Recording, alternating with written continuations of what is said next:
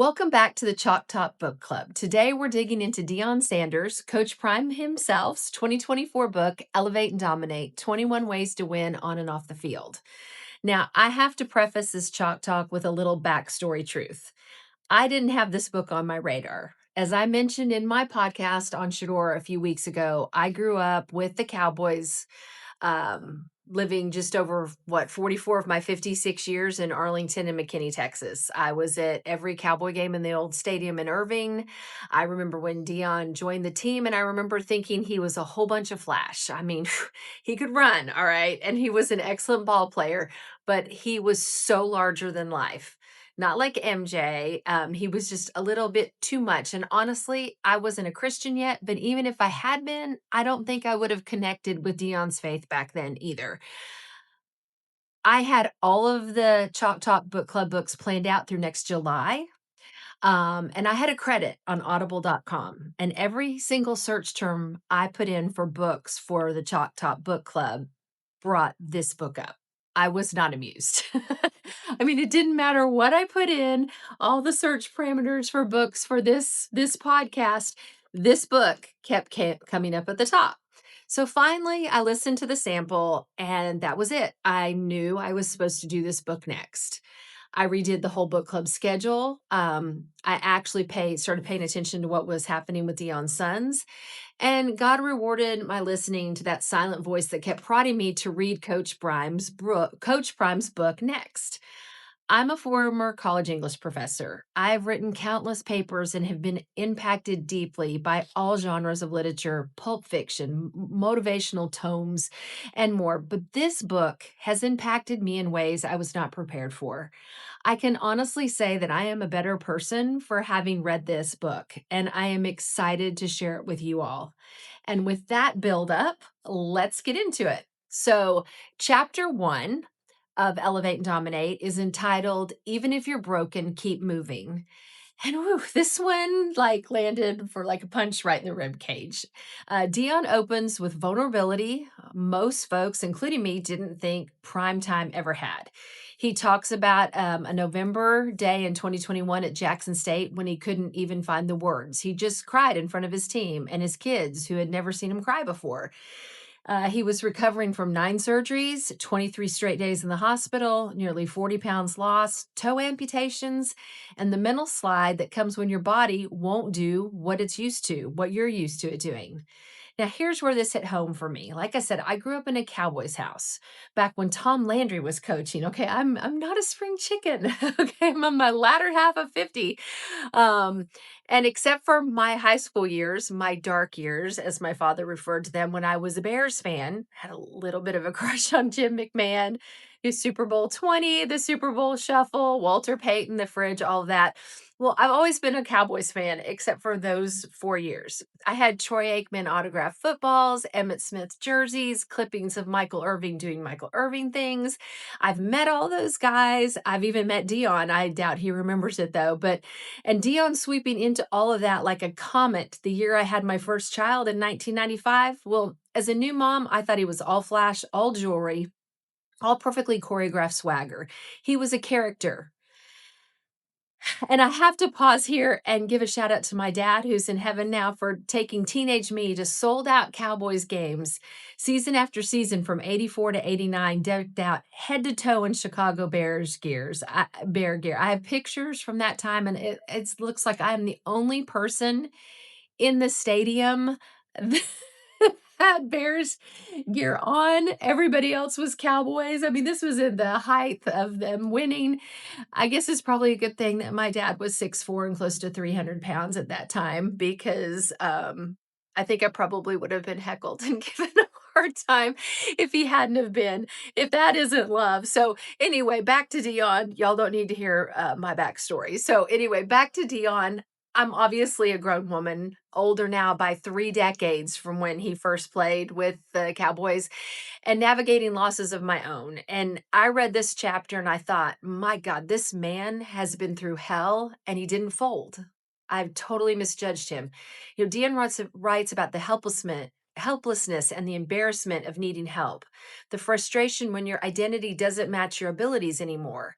And I quote, when you're built for speed and you can't do that anymore, you have no idea how much that hurts, he says. But he also pushes this in chapter 1. Everybody is going through something. He talks about teammates and staff who show up smiling while carrying quiet crisis after quiet crisis. And I think about Shedeur and Shilo, the scrutiny, the mockery, the shots people take at their character, their injuries, their dad, their faith. Yet the boys move with poise. That resilience didn't appear randomly, it came from this version of Dion. The one in his book, the one in the hospital bed, learning humility and patience and steady endurance. For athletes, students, entrepreneurs, parents, anybody, the takeaway of chapter 1 is this: you can be broken and still be moving. You don't need to be invincible to take the next step. And often, the next step is the bravest one. And that takes us to chapter 2, which is Set Your Own Thermostat. In chapter 2, Dion shifts from physical recovery to mental temperature control. Literally, he talks about setting the thermostat in his house, in the car, in every environment, because he wants conditions that let him think clearly and let him stay grounded. But he's talking about also your internal thermostat, your emotional settings, your mental climate. As someone juggling law, tax work, agent exams, the NIL chaos, growing a brand new agency at my ripe old age, trying to get clients, grief from some heavy losses the past few months, and branding 17 different companies before breakfast, this chapter felt like a manual for survival. Dion describes mornings as reset buttons, the moment where you decide how you'll greet the world. He hates noise first thing. He doesn't want chaos or yesterday's problems knocking on the door of his peace. And honestly, same. Being older now, I feel the difference between waking up in a storm and waking up steady. When I was younger, back in that Cowboys fan era watching number 21 lock down half the field, I thought confidence was just a personality trait. But now I know that confidence is a thermostat setting. You choose it, you maintain it, and you protect it from drafty doors. Dion warns against replaying yesterday's failures and worrying about tomorrow's unknowns. One line jumps off the page, and I quote here: yesterday is gone, tomorrow is not here yet. You need to think about the day you're actually in. Dion teaches discipline not as punishment, but as repetition with purpose. Let me say that again, but as repetition with purpose. Routines that fuel your mind, reading, journaling, music, meditation, feeding yourself good thoughts instead of mental junk food. Watching him coach at Colorado, you see this philosophy everywhere. The calm in the storm, the way he refuses to let hatred, doubt, or noise set his thermostat for him. You see it in his son, the way Shedeur walks into every stadium. It doesn't matter if people are booing, if there's hostility, if there's trash talk, how the press try to get at him. He chooses cool. That's thermostat work. This chapter's takeaway: if you don't set your thermostat, the world will set it for you, and the world always picks cold. Chapter 3 is Be Where Your Feet Are. If chapter 2 is about emotional climate, chapter 3 is about presence. The antidote to modern chaos. Dion writes that we're all racing from one thing to the next, always 15 minutes behind, always thinking about the next obligation instead of the current moment. His advice: slow down, take a breath, be present, be where your feet are. He connects it to Ecclesiastes 9:10. Whatever your hand finds to do, do it with all your might, which is a paraphrase of that, meaning wherever you stand, stand fully. This is something I struggle with daily, and Ecclesiastes 9:10 is actually one of my Bible verses for this year. I'm still struggling to learn this skill. Some days I do better than others. But watching Dion coach, this chapter suddenly becomes a documentary. When he talks about how, when he played 2 professional sports, he never let baseball talk intrude during football season and never let football talk intrude during baseball season, that's laser focus, right? The laser focus is you can't be in 2 places at the same time. You see this now in his parenting. He's fully present with each of his children. He knows their dreams, their burdens, their hearts. And even when the world throws venom at his sons, the hits Shiloh takes, the nonstop commentary about Shedeur, he never appears scattered. Dion's steady, his feet are firmly planted, and he's always praising God. Coach Prime emphasizes planning, prioritizing, family time, and eliminating the guilt we feel when we're not everywhere at once. He writes openly about how phones steal our presence, how work can colonize our home if we don't guard the boundary. The takeaway is this: a divided life creates a divided soul. Being where your feet are is a success strategy, not a luxury. Chapter 4 is Make Confidence Your Natural Odor. And that just cracks me up. But now we get to Vintage Prime, but with real depth. He jokes that people ask what cologne he's wearing, and he says confidence because it's his natural odor. You can feel young Cowboys fan me rolling my eyes. Back then, I thought this was the performative part of his persona, the flash, the gold chains, the interviews. But as an adult reading this chapter, I see the craft behind the confidence. It's not arrogance, it's preparation. He writes that confidence is born from mastery of your craft, disciplined preparation, knowing your business, and showing up consistently day after day. This chapter again made me think of Shedeur's walk, smooth, unbothered, fully aware of who he is and what he's done to earn it. That confidence is not inherited, it's modeled. Deion pushes us to be who we say we are. He challenges all of us. If people describe your character, do your actions match their expectations? And that hits hard. In law, in representation, in parenting, in adulthood. He talks about humility pairing with confidence, not opposing it. Titles don't define you, integrity does. And he warns leaders not to use authority as a shield or an ego boost, but as a responsibility to elevate others. The takeaway is that confidence is earned through consistency, and humility is what keeps confidence from curdling into ego. Be who you say you are, even when no one is watching. Chapter 5 is Are You a Leader or a Dog? If chapter 4 is about confidence, chapter 5 is about deployment, how confidence shows up in action. Dion flips the meaning of dog, not lazy, not slacking, but hungry, relentless, unafraid. He says a dog is someone who acts, someone who dominates the task, someone who executes without hesitation. Leaders and dogs aren't the same, but teams need both. He defines leaders as the ones who assess the situation, speak clarity into chaos, set the objective, direct the team, make the decision, own the consequences, win or lose. And here's where older me really resonated. When you run a sports agency or a law firm or a combination of both, like I am, or even a household, you don't always feel like a leader. But the moment you avoid a decision out of fear, that hesitation creates confusion downstream. Dion nails it here. A leader who hides behind closed doors, avoids communication, or refuses to take responsibility fractures the team. Leadership requires vulnerability, clarity, and courage.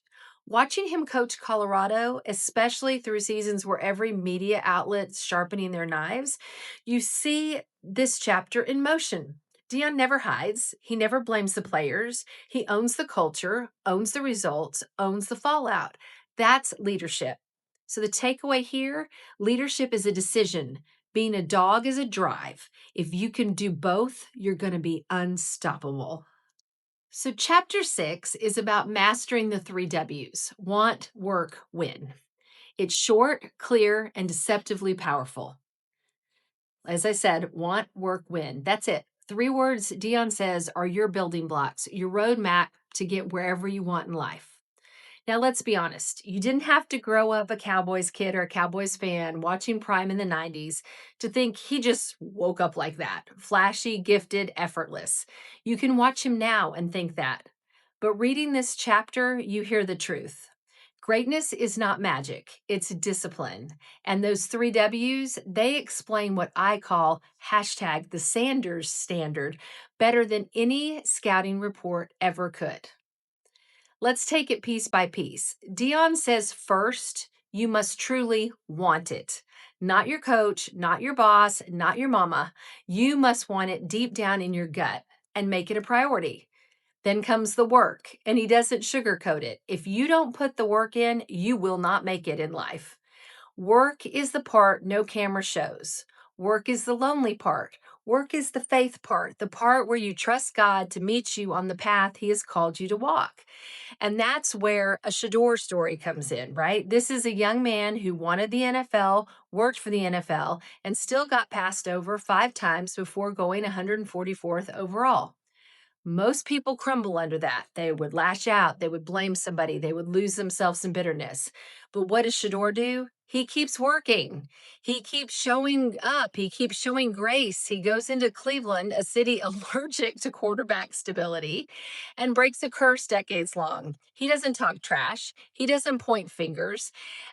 Reporters try hard to bait him into disrespecting his coach twice now that I've seen, and he refuses. He stays steady, he stays respectful, he stays rooted. That is chapter 6 in human form. And then comes the final W, win. Dion writes, if you want it badly enough, if you work hard enough, you're going to win.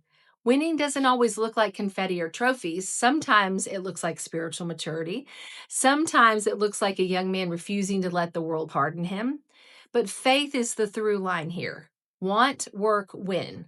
That's not self help. That's scripture adjacent. That's walk by faith, not by sight. That's faith without works is dead. And I'll tell you this, as an older, wiser version of the new mom who watched Prime in 96 thinking he was just Flash, now I see it. The Flash was the shell, the foundation was faith. And these 3 W's didn't just build Prime, they're building his children into something just as powerful and just as rooted in God. Chapter 7 is know who you are and who's on your team.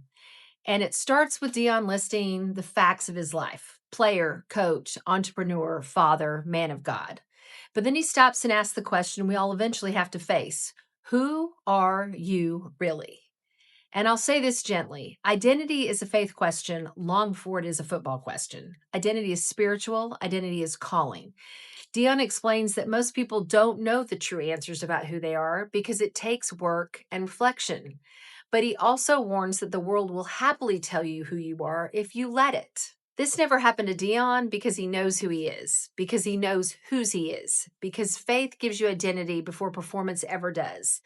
And if that sounds familiar after watching what his sons have been through this football season, all I have to say is that Satan hates to see godly men and women succeed. He is active and alive, and he prowls around trying to undo what God has wrought.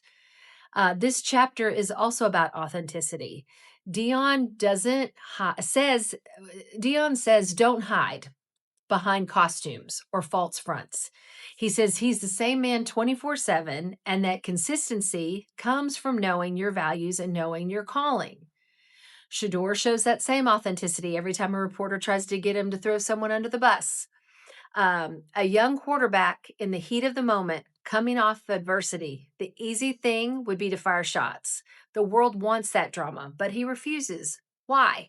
Because disrespect is not who he is, because finger pointing is not who he is, because leadership, real leadership, is not who blinks first, it's who stands firm. Shador has inherited Prime's faith backbone, and faith shapes behavior. And let me say this personally, as someone older, someone seasoned, as someone who's lived enough life to know better.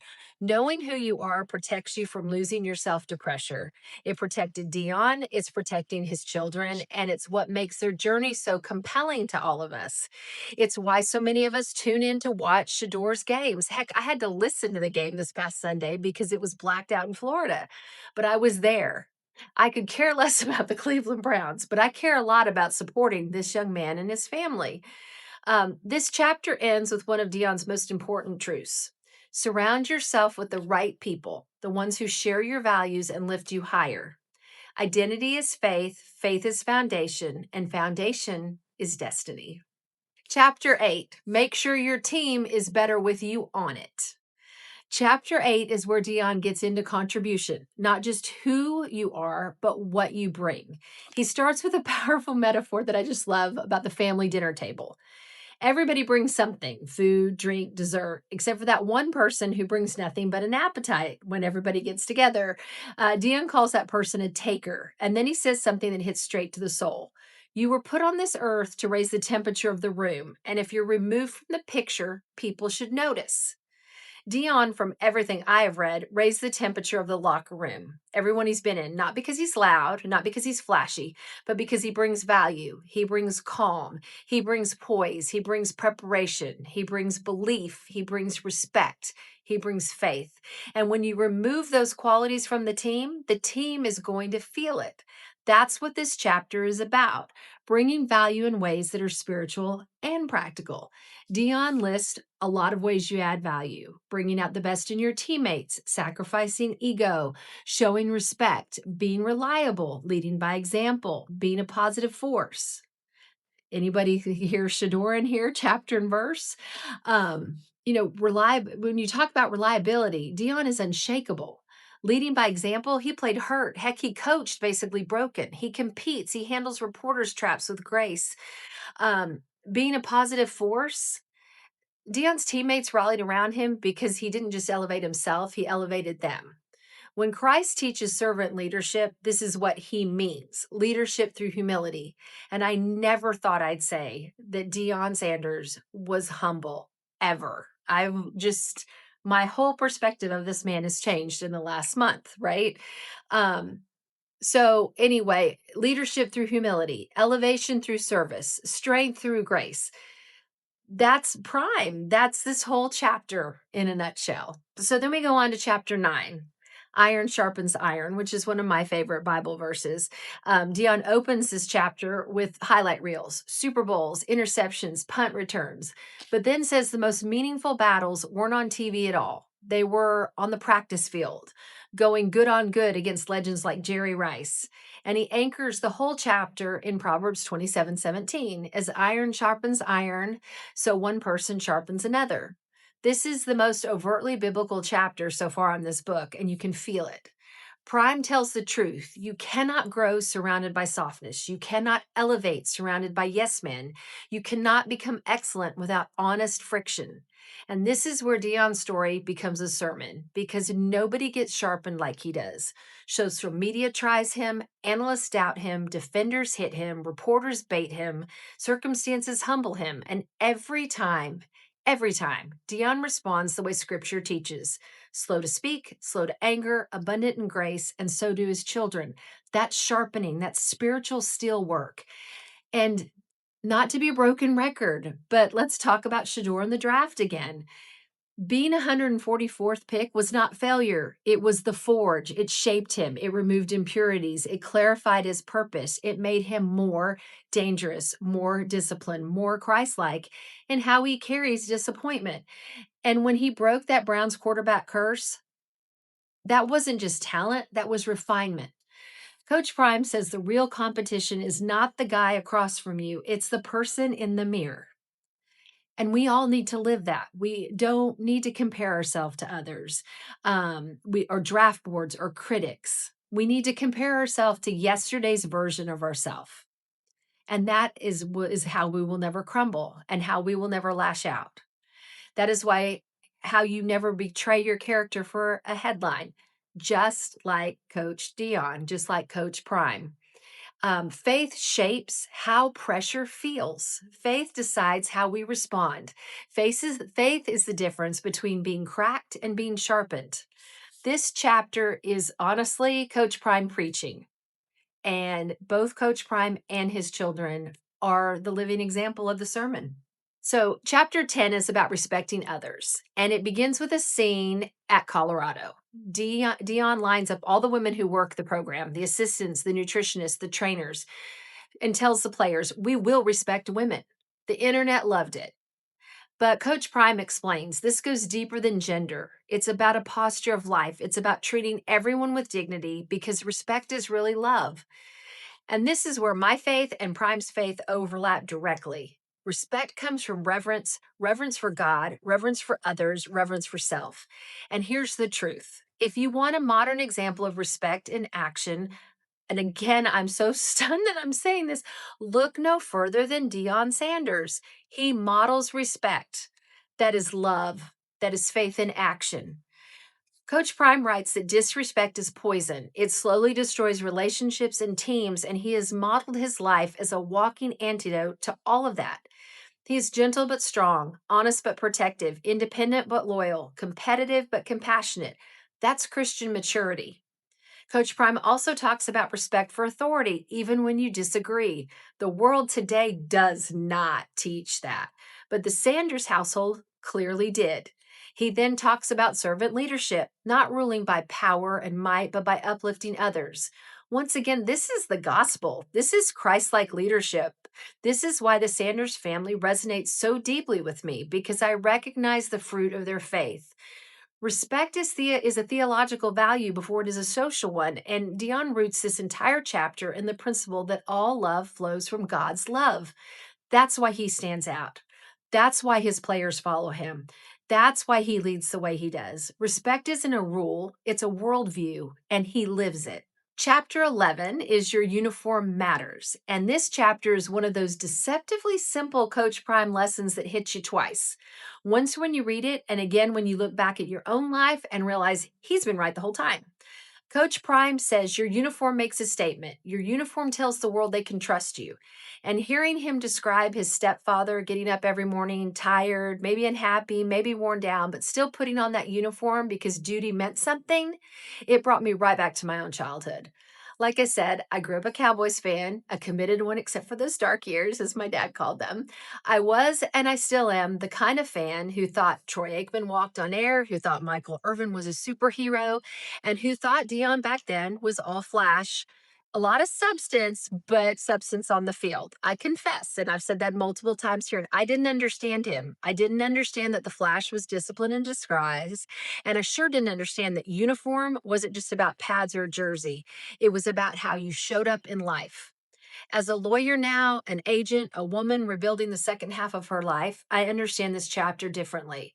My uniform is how I present myself to clients, athletes, parents, judges, and the world. It's also how I present myself on the days when I feel tired or worn thin, which is most of them. And when Coach Prime connects discipline with to dignity, how his youth players crave the structure of matching uniforms, it hits deep because when you've lived through trauma, when you survive moments that should have ruined you, you learn something. Discipline is dignity, order is safety, presentation is protection. When Coach Prime says the uniform is really about discipline, I feel that. Discipline shows itself in the same way Coach says the uniform shows itself. Repetition, consistency, character. And I hear Coach Prime's faith in this chapter too, even when he doesn't name it directly. His reverence for order, dignity, and structure, that's the language of someone raised on scripture, of someone who understands that when God clothes you, you are called to carry yourself differently. This chapter is the reminder. Dress like you respect your calling, show up like you respect your purpose, and live like God is watching because he is. Chapter 12 is Your Time is Your Most Valuable Coin. Now, in this chapter, Coach Prime says we each get 86,400 seconds a day, and the difference between people isn't how much time they have, but how they use it. And mercy, isn't that the truth? I mean, you feel this chapter differently when you're older, when you've had years you thought you'd spend with someone you loved and instead spent them alone, when you've rebuilt your life from scratch, when you're juggling law, agency work, content, adult children, heartbreak, healing, and purpose. Coach Prime lived an overlapping two-sport life, football and baseball. And he learned early that you can't survive without structure. And I feel that deeply. I definitely realize how precious time is, how dangerous it is to let people waste it, how holy it is to protect it. Coach Prime says, my time must be prime, all capital letters, and mine must be too, and yours must be too, because here's the truth. God does not give you unlimited days to figure out your assignment. He gives you the days he gives you and expects you to move. Dion compartmentalizes everything, even his food. Listen, I laughed, but I get it because I compartmentalize my heart the same way he does his food. My work has its lane, my healing has its lane, my future has its lane, my grief has its lane, and if I mix them all together, the whole system falls apart. Dion says if you want to win in life, you must manage your time. Coach Prime is a right now God serving man, and this chapter reveals something important for all of us. Your time is proof of your priorities. It's how you worship, it's how you honor the gifts God gave you, and the clock is running. Chapter 3 is aptly titled, What's Your Rabbit? In this, this chapter, Coach Prime tells the story of Florida greyhounds chasing the mechanical rabbit, lean, determined, built for pursuit. And he asks us the questions that cut right to the bone. What are you chasing? What's your rabbit? What's your why? At 7 years old, Coach Prime told his mama he was going to be rich and take care of her. That was his rabbit. And he ran after it with everything he had. And I thought, my rabbit has changed forms over the years, but the chase is the same. At 20, my rabbit was getting married, graduating college, having babies. At 14, it was surviving trauma and raising my children. At 50, it was starting over and becoming the lawyer no one expected me to become. And now in my late 50s, it's purpose, legacy, obedience, and walking in the calling God put on me. Coach Prime says, when you're chasing your rabbit, the whole thing must be bigger than you. And that's where faith enters the chat. Chasing a rabbit that is only about ego, that exhausts you. Chasing a rabbit that's connected to your assignment, that sustains you. And that's what I'm learning in this stage of life after restarting everything over and rebuilding. My rabbit is no longer validation. My rabbit is impact. It's obedience. It's becoming the woman God intended when he rescued me the first time and the second and the 50th. Your rabbit has to be big enough that when you get knocked off course, you remember why you started chasing in the first place. Chapter 14 is open doors for others. Now, this chapter, this is where my personal life jumped onto the page. Coach Prime goes off about men who don't hold doors open anymore. And I nearly threw the book across the room saying amen. Because in my younger days, well, that was one of my tests. If the guy didn't hold the door open every time, not sometimes, not on special occasions, not when he remembered, I knew instantly he wasn't raised right and he wasn't for me. And the one time I ignored that, well, we will just leave that alone. But why? Why? Because opening a door is not about chivalry, it's about awareness, character, consistency, and a man's relationship with the people around him. And now that I guess I've re entered the dating pool, it's still one of the best ways to take the measure of a man. Right? Coach Prime says if you have a platform, you're obligated to open doors, not just literal actual doors, but figurative ones too. And I feel that spiritually too. As a woman who's grown into caution, I've had so many moments where I've wanted to pull over and help someone, but safety stopped me. And I've learned to listen to that instinct. And Coach Prime doesn't shame that, he elevates the principle instead. Open the doors you can open the doors God calls you to open the doors that expand someone else's opportunity, not your danger. And then he tells a story, which will make all this door opening stuff make sense, of stopping his car and helping a stranger walking with luggage miles outside the DFW airport. He didn't know the man, he didn't know his story, and he didn't ask. He just opened a door. And here's the beautiful twist. Sometimes the person whose story you don't know is the person whose life you end up changing. And sometimes it's yours that gets changed. I felt that deeply because that's often how God works through interruptions, through small gestures, through what feels inconvenient but is actually divine appointment. The root of all this is faith, because when you understand that God opens doors no man can shut, you can stop worrying about who sees you open them. Chapter 15 is keep the main thing the main thing. And this chapter feels like a thesis statement for Coach Prime's entire worldview and honestly for my own life right now. Because if the last 2 years have taught me anything, it's that distraction is expensive and purpose is priceless. Coach Prime quotes Stephen Covey, the Getting Things Done guru in my book. The main thing is to keep the main thing the main thing. That's harder than it sounds, though, especially when life throws shiny objects, emotional detours, heartbreak, betrayal, unfinished healing, and loud opinions your way. I've had to learn this fast in recent months to separate emotion from assignment, pain from purpose, personal from professional. And Coach Prime is right. Most of us try to multitask our way out of stress when what we need is clarity, clarity and boundaries, clarity and priorities, clarity in God. Dion uses the image of juggling glass balls, some that can break without ruining you, and one that must never fall. That one is your true priority. Faith, family, health, calling, whatever God has told you matters most. Coach Prime says on page 170, keep it simple, y'all, and don't major in the minors. And if there was ever a life lesson for single mothers, for women rebuilding from scratch, for anyone who has lived through too many storms, it's that. Keep it simple. Don't major in the minors. Don't let small things take big pieces of you. Don't let temporary people distract you from permanent purpose. And through all of this, here's what keeps me anchored. Faith is the main thing. It's the main thing for Coach Prime. It's the main thing for his family. And it's the main thing for me because faith orders your priorities. Faith silences distractions, reminds you that the God who brought you this far didn't bring you here to lose focus now. Chapter 16 is Fight for What's Right, and it begins with a challenge. You ready to fight? And the fight described here isn't about throwing punches. It's about standing firm, standing tall, and standing for what is right. It's about the good fight, the fight of faith, the fight that matters. Children fear monsters under the bed. Some adults fear monsters under the bed. I do.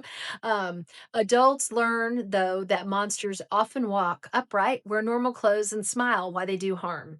As Stephen King has said throughout a lifetime of storytelling, the real villains are often the adults.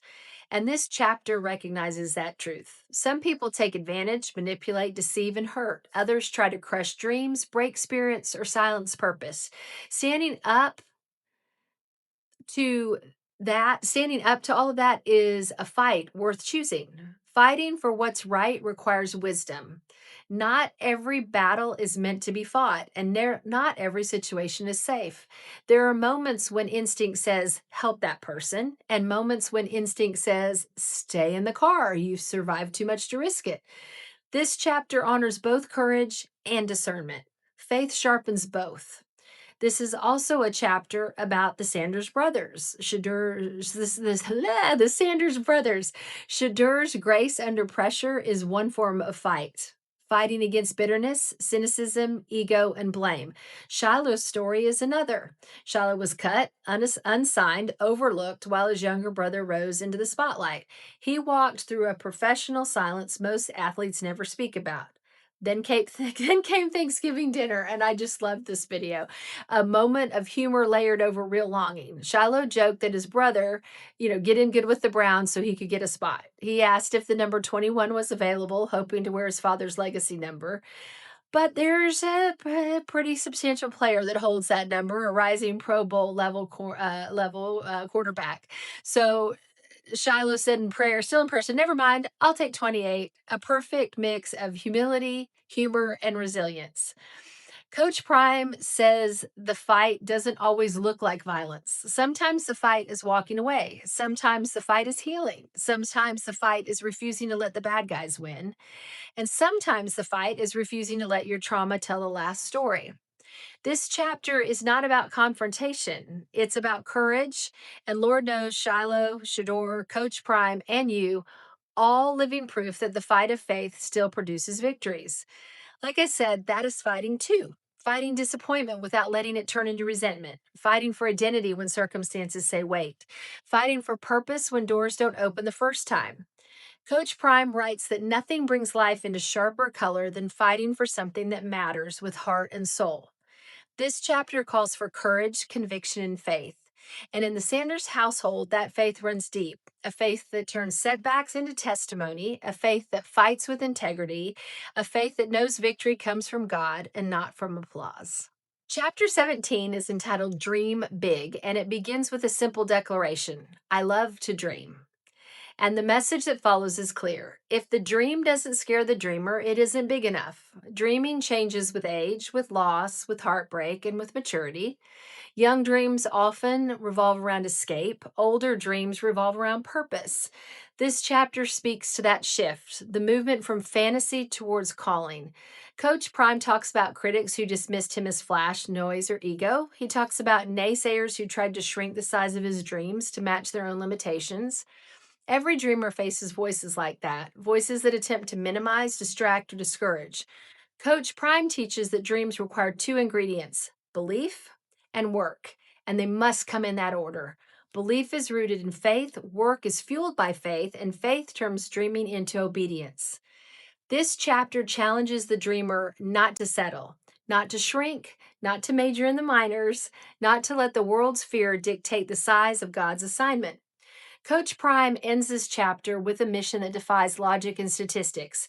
becoming the first Black head coach to win a national championship at Colorado. A dream that sounds impossible to many, a dream that sounds familiar to anyone who's fought their way through adversity, a dream big enough to require courage. The lesson is simple: dream awake, dream boldly, dream faithfully, dream beyond what others can see, and trust that God equips the dream He gives. Chapter 18 is entitled Time is a Wonderful Storyteller. And it starts with a word that grown folks underestimate: consistent. Deion says if you want to be successful, doctor, lawyer, business owner, teacher, parent, athlete, coach, whatever, the most important factor in bringing your best every single day is bringing your best every single day. You can't fake your way to consistency because time is a wonderful storyteller. He calls out what a lot of us live but won't admit. Most people are living double lives. The Bible calls it being double minded, and a double minded person is unstable in all their ways. Deion says in a world that rewards fake, he's infuriating because he's unapologetically himself in every room: white, Black, Latino, Asian, same man, same tone, same backbone, and he's honest. It wasn't always that way. For years, he was trying to be Deion and Prime at the same time. Two appetites, two masters, two lives. No wonder there was no peace. That's where this chapter hits me, who, as a woman who's lived a few lives already. Time didn't change him, time revealed him. Dion breaks down how consistency comes from identity once you know who you really are. Living the same way every day becomes like brushing your teeth. He talks about owning strengths and weaknesses. Play to what you're great at. Be even better at realizing what you don't know. Stop wasting time trying to be someone you're not. He gives 21-day chunks, 3 weeks of doing the thing until it becomes a habit. Workouts, math tutoring, public speaking, even walking to the mailbox until it turns into miles. Consistency built in small, quiet reps. Then he goes for the jugular, the Ida people. If I hadn't done this, I'd have been that. If they hadn't stopped me, I'd have made it. He's clear. The only person in charge of your life is you. No more Ida. He even owns his own failure with the Prime Prep Academy. His name on the building, the oversight that wasn't there, the responsibility he had to take after it shut down. Painful, but it deepened his accountability and character. Then he stacks the core. Be honest with yourself. Be accountable. Learn from mistakes. Take action daily. And as an older woman who has lived through a horrific divorce, 2 decades of avoiding relationships, graduating law school at 54, and being barred in one state but starting over in another state at 56 where I'm not barred, I feel this chapter in my bones. Hype can fool people for a moment. Consistency tells the truth over a lifetime. Time is a wonderful storyteller. And if faith is the ink and consistency is the pen, the story comes out different than the world expected. Chapter 19 is Thriving in a Diverse World, and it starts with rhythm. Like literally with rhythm. Everyone moves to their own beat. And if you want to lead, teach, coach, or manage people, you'd better learn the beat before you yell the play. Deion says diversity isn't a buzzword, it's reality. Sports, especially, have been the lab where different backgrounds, races, and personalities have to figure out how to choose a common goal. He calls himself old school, not an old fool. Times have changed, but he knows he has to adjust how he communicates. One size does not fit all. He breaks down personalities the way a coordinator breaks down coverages. Some people just need to be told once and left alone. Some need a million questions answered. Some drift and have to be checked back in. Some are extroverts, some are introverts. Some are logical, some emotional, some big picture, some detailed. The lesson is simple. First, respect the differences. Don't rush to change people, learn them. Then he flips to the other side of the story. We see somebody successful and assume they have it all together. We see someone struggling and assume they're failing. Coach Prime warns us public success can hide more problems than a math book. Someone with their head down at their desk might not be lazy. They might have just gotten the worst phone call of their life. Judging people on the surface is lazy math. Real discernment reads the whole equation. And then he goes into change, technology, NIL, the transfer portal, how fast college sports in the whole world are shifting. He talks about needing to be open, flexible, and resilient, learning new tools, new ways, new skills, or you're going to get left behind. As a stay at home mom homeschooling my four children to college English professor turned sports attorney and athlete agent, I feel that part loud. I went from changing diapers to grading essays to reading contracts and NIL statutes. I went from homeschool chalkboards to real classrooms to compliance memos. From teaching ABCs and how to make bread to lecturing about Frankenstein to dissecting collective agreements. And in all of those worlds, one thing stayed true. Every room is full of secret battles you can't see. Dion talks about the next generation, kids raised online, kids with voices, kids some adults see as entitled, but he also points out their strengths: adaptability, innovation, standing up for themselves, wanting inclusion and versatility. He describes raising his own kids, giving them both the gated community and the hood so they understand privilege and struggle. This chapter pushes a simple but brutal truth. Most of the world is making snap judgments. Leaders don't have that luxury. Leaders have to read the room, respect the differences, expect unseen wounds, adapt to a shifting world without losing a rooted faith. And for me, as an older Christian woman, a survivor, a lawyer, and an agent, that's the work: to look at an athlete, a parent, a kid, a coach, a client, and remember their stats are public, their scars are not. Thriving in a diverse world starts where judgment ends and curiosity and compassion begin. Chapter 20 is entitled Finish, and it starts with something most coaches in his position never do. He stayed. After the 2022 season, Dion tells the Jackson State team himself that he's leaving, but he doesn't bolt. He stays. He coaches the Celebration Bowl. He lives in the tension of two jobs, two hats, two rosters, because he refuses to leave without finishing what he started. He says finish is one of his favorite words. Finishing is a mindset. Unfinished tasks feel like a lack of discipline, a lack of care, a lack of organization. He laughs about speeding tickets, how he'd always get nailed near his home because as he got close to the destination, he'd speed up with excitement. He talks about being a better finisher than starter in track, in football, even in baseball stats. He was stronger in the later innings than in the early ones. The pattern is clear. He's wired to close. Then he switches from his life to ours. If you have the audacity to start something, finish it. Not because it's easy, but because quitting becomes a habit.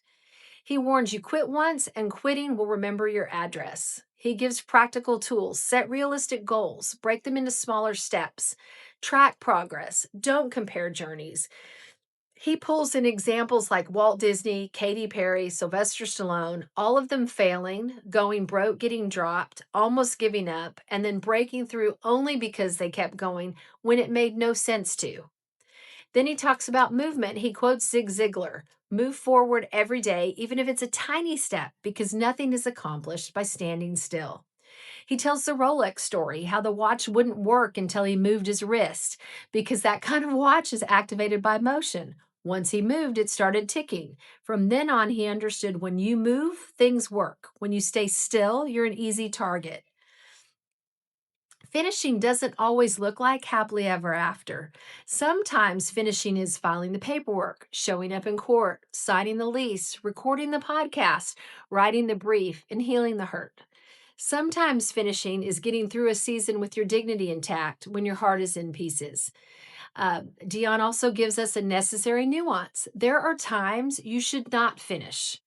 Mostly toxic, dangerous relationships where staying is not loyalty, it's self harm.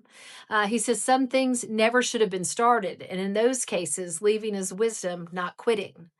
And that's where my own story aligns with him. There's a difference between quitting on your calling and releasing what is killing your peace. This chapter says start with intention, move with persistence, finish with integrity, and if something is truly from God, He'll give the strength to close it or the wisdom to walk away before it takes you under. And that brings us to chapter 21, which is Find Your Peace. And this is where the mask comes all the way off. Dion flatly says, faith brings you peace. He grew up at Friendship Baptist Church in Fort Myers, walking to church with his sister, everybody in the neighborhood there, attendance mandatory. He had reverence for God. He read a Bible verse a day in college, but he admits it was surface, a band-aid, not a true relationship, reading, not living. He says he believed he was a believer, but he hadn't committed because committing meant submitting, and he wasn't ready to give up what brought him pleasure. He describes having everything: fame, money, women, cars, a 14,000 square foot house, and still being utterly miserable. Fake smiles, false bravado, a leaky faucet of pain that finally flooded the whole house. In 1997, with his first marriage dissolving, thinking his kids, the only people he truly believed loved him, were being taken away, he broke. He got in his custom black Mercedes, floored it, and drove off of a cliff to end his life. He says the enemy planted the seed, then applied the pressure, but God had the final edit. The drop was 30 or 40 feet. The car was destroyed. He should have been dead by every human measure, but he walked away without a scratch.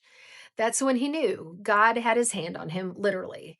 From there, God started sending people: his agent, Eugene Parker, Pastor David Forbes, the wonderful Bishop T.D. Jakes, and Kirk Franklin, whose song Conquerors was literally playing when he drove off the cliff. Kirk told him the one thing church folks often forget to say out loud: I'm not perfect. God is still working on me. That honesty cracked something open. Then Dion describes a night in his hotel room: bright lights, wind like a jet engine, the tangible presence of God. He fell to his knees saying, God, I'm yours. He opened his Bible and it landed on Romans 10:9 and 10, about confessing with your mouth and believing in your heart. In that moment, he knew he didn't just survive, he was saved. From there, he talks about chasing money, fame, sex, the usual idols. He tells the story of Bobby Bowden finally winning a national title, climbing the mountain, looking around and realizing there was nothing there. The point is brutal. The point is brutal and beautiful. The top of the wrong mountain is just a higher form of empty. He describes his own rock bottom: hundreds of suits, but no relief; hundreds of shoes, but no steps in the right direction; 10 cars, but going nowhere; a giant house that never felt like home; women in his bed, but no satisfaction; and no one who even knew he was in pain. But then he pivots. He stopped cussing at 19. He never smoked. He never did drugs. He never drank alcohol. Not because he was perfect, but because he'd seen what that did to families and refused to repeat it. But even with that discipline, he still didn't have peace until he surrendered. He says God didn't call him to be perfect. God called him to be present. Once he gave himself fully to the Lord, he stopped living for people's approval and he started living to hear one thing: well done, my faithful servant. And that's what led him to Jackson State when people didn't understand why, then to Colorado when people didn't understand that either. He describes hearing a whisper, Colorado, and knowing that was his next assignment, even when bigger offers showed up with more money at the last minute. He'd already said yes to the path God whispered. He ends with this: everything starts with faith. Faith has to be daily, like working out. Faith isn't faith until it's challenged and you still believe. Peace comes when you're aligned with what God actually assigned. As a woman of deep faith who has survived a lot, who's been left by a husband and rebuilt, and everything that came after that, who's been burned by experiences and still have to show up professionally and as a mom, and as a woman who's been called to law, to being an agent, to a new state, to a new life, and to somehow making a difference, this chapter lands like a closing argument from heaven. And when I look at the Sanders family, I see the fruit of that faith. The most attractive thing about Coach Prime is not the quotes, the swagger, the jackets, or the hype. It's that every page of this book in his life, especially the page that is now, today, comes back to Jesus, to survival, to surrender, to peace.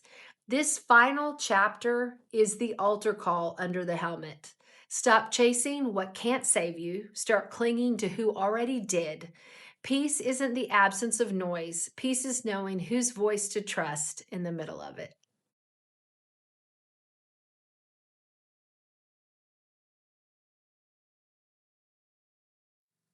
You're listening to the AAA Ball and Play podcast. Quick note, this is for education and entertainment. Nothing here is legal, tax, or financial advice, and nothing we say creates an athlete-agent relationship.